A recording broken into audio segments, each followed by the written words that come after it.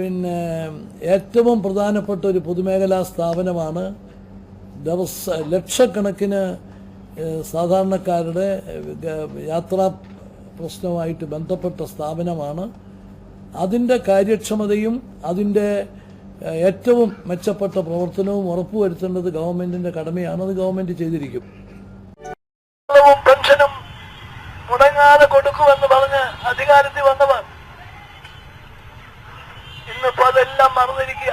5 വർഷം UDF അധികാരത്തിൽ ഇരുന്നപ്പോൾ 59 മാസത്തെയും ശമ്പളം യഥാർത്ഥ കൃത്യ ദിവസം കൊടുത്തു. ഒരു ദിവസം 5 ദിവസം വൈകി അന്ന് സമരം ചെയ്തവരാണ് ഇടതുപക്ഷ യൂണിയനുകൾ. പക്ഷേ അന്ന് കാണിച്ച ഉത്സാഹം ഇന്ന് ഇടതുപക്ഷത്തിന് എവിടെ പോയി? രണ്ടാമത് ഞങ്ങൾ ചർച്ച ചെയ്ത KSRTCയുടെ കാര്യമാണ്. KSRTC സാമ്പത്തികമായി വളരെ ബുദ്ധിമുട്ടുന്ന ഒരവസരം. അവിടുത്തെ മുൻ ജീവനക്കാരുടെ പെൻഷന് കുടിശ്ശിക വന്നിട്ടുണ്ട്.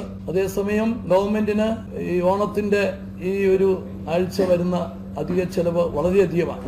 ഗവൺമെന്റിന് അതിൻ്റെതായിട്ടുള്ള ബുദ്ധിമുട്ടുകളുമുണ്ട്. അപ്പൊ ആ സാഹചര്യത്തിൽ കാര്യങ്ങൾ ചർച്ച ചെയ്ത് ഇപ്പൊ ഉടനെ പ്ലാൻ ഫണ്ട് 52.27 കോടി രൂപ KSRTCക്ക് റിലീസ് ചെയ്യും. KSRTCക്ക് ലോൺ എടുക്കാൻ 300 കോടി രൂപയ്ക്ക് ഗവൺമെന്റ് ഗ്യാരണ്ടി നിൽക്കും.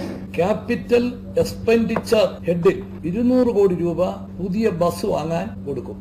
സിവിൽ സമീപനത്തോടു കൂടി മുമ്പോട്ട് പോകേണ്ടതായിട്ടുണ്ട്. KSRTC സാമ്പത്തികമായി പല വിധത്തിലുള്ള ബുദ്ധിമുട്ടുകളും പ്രയാസങ്ങളും ഒക്കെ നേരിട്ടിട്ടുണ്ട്, ഇന്ന് നേരിടുന്നുണ്ട്. പക്ഷെ അതിലൊക്കെ